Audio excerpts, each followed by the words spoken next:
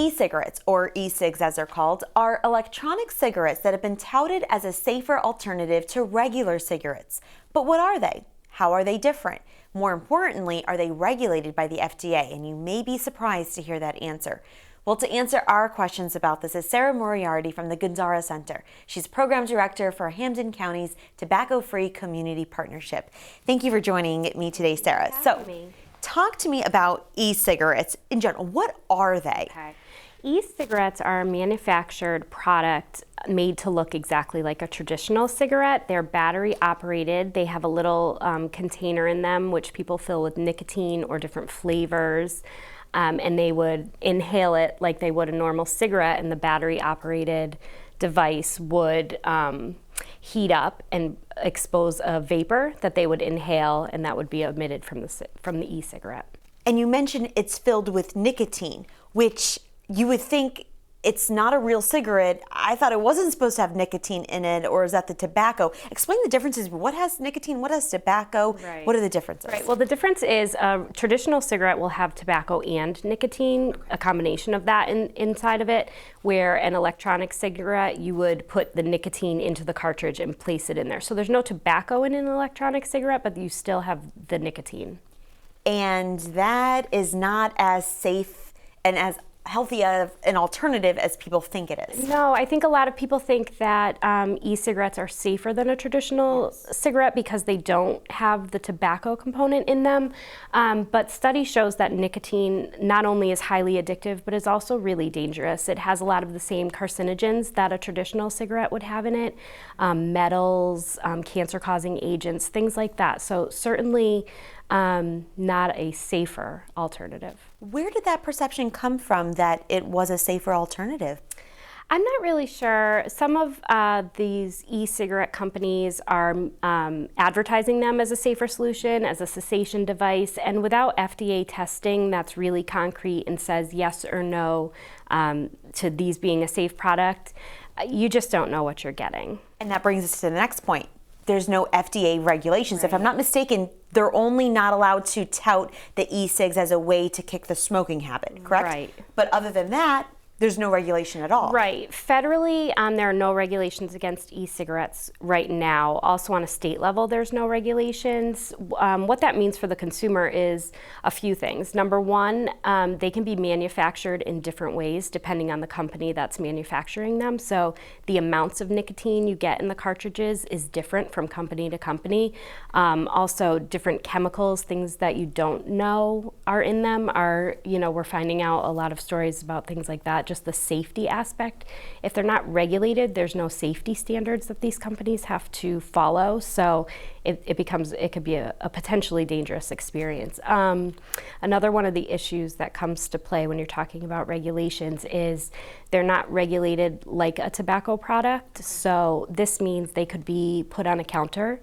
They aren't required to be behind the counter like tobacco products. Also means that they legally can be sold to minors. And that's a big issue. Now, the state of Massachusetts is trying to regulate them since they're not regulated on a federal level. What are some steps that they're doing to try to kind of keep this in check? Yeah, well, across Massachusetts, a handful of towns and cities are starting to regulate the e-cigarettes in the same manner that they would regulate tobacco products, which is really great. For one, they'd have to be behind a counter. You would have to show proof of age to be able to purchase them. So they're doing a lot to keep them out of the hands of youth and to keep them at a safe distance. Okay. Now, somebody says, I'm trying to kick the smoking habit. The patch doesn't work. The chewing gum doesn't work. I need that hand-to-mouth movement. Right. Maybe it's a psychological benefit. Mm-hmm.